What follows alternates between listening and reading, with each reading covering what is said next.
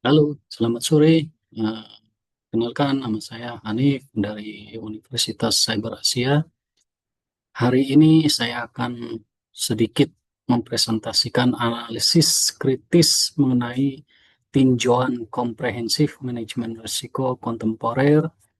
Fokus pada studi ini mencakup 4 pilar utama dalam bisnis modern. Yang pertama, pemasaran digital, sumber daya manusia, sistem ERP, dan perbankan digital. Latar belakang masalah. Mengapa topik ini krusial? Kita sedang berada di era pergeseran paradigma bisnis abad ke-21 menuju transformasi digital yang dinamis.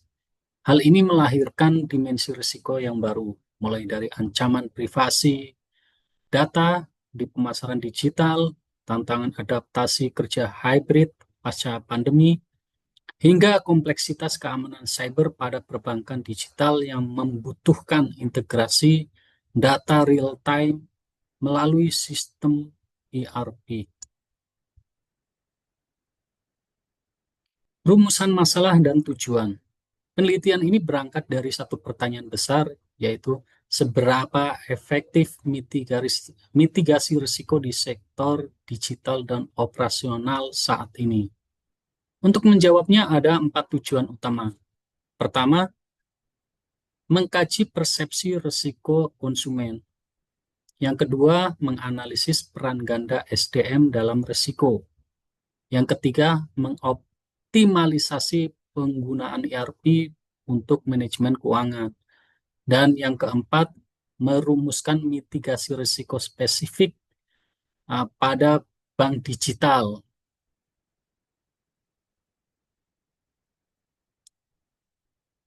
Tinjauan literatur inti.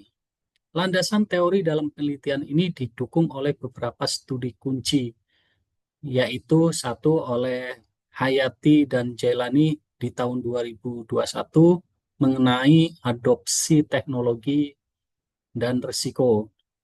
Condari tahun 2025 yang menyoroti peran strategis SDM dalam manajemen risiko. Hasanuddin di tahun 2024 terkait optimasi implementasi ERP. Yang keempat, Iswardani tahun 2026 berfokus pada mitigasi risiko perbankan digital. Metodologi penelitian yang digunakan. Saya menggunakan pendekatan studi literatur deskriptif dan kualitatif. Metodenya melibatkan tinjauan sistematis dan pengembangan matriks risiko. Analisis dilakukan terhadap konten laporan tahunan dari para ahli dan peneliti terdahulu periode tahun 2022 sampai 2024 dengan menggunakan alat bantu kerangka kerja mitigasi serta tinjauan kasus yang mendalam. Hasil dari analisis yang pertama. Hasil bagian pertama yaitu di bidang pemasaran digital dan SDM.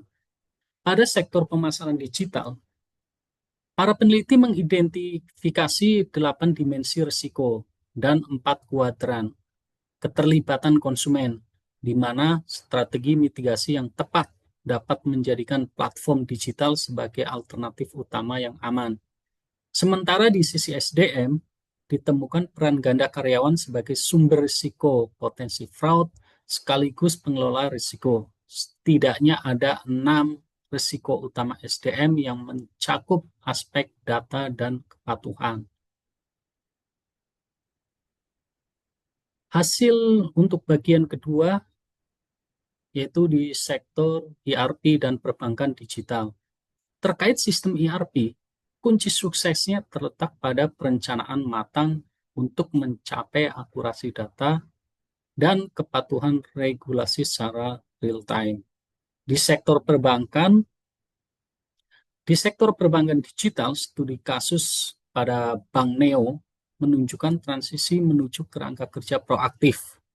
Mitigasi dilakukan dengan perbaikan NPL melalui underwriting yang ketat serta penerapan risk control safe assessment dan lead loss event database.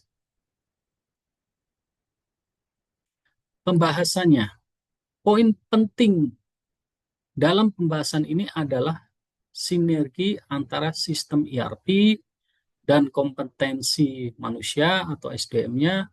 Kita juga harus mewaspadai evolusi risiko seperti bias algoritma AI dan keamanan cyber di dunia metaverse.